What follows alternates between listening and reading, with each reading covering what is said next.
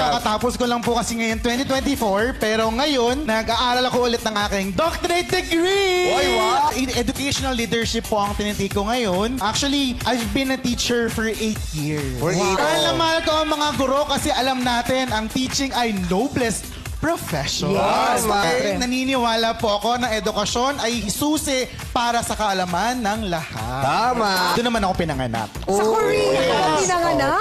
Sayang nga kasi nung pumunta ako noon last year, actually, I was a representative in the research conference sa Philippines. Pumunta ako ng Seoul National University. I presented research paper and I was the only Filipino there. Wow! Sino naman ang unang babaeng naluklok bilang presidente ng Pilipinas? Gloria Macapagal.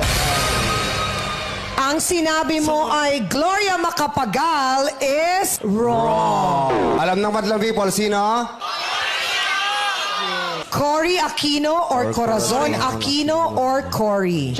You've been to Korea, nag-masters ka and all, and you forgot that important thing. My goodness, my mom, Corazon Cojuaco Aquino, nakakaloka ka doon. Alam natin lahat yun. Itanong mo sa bata, they will give you that answer. Bakit ka nagkamali?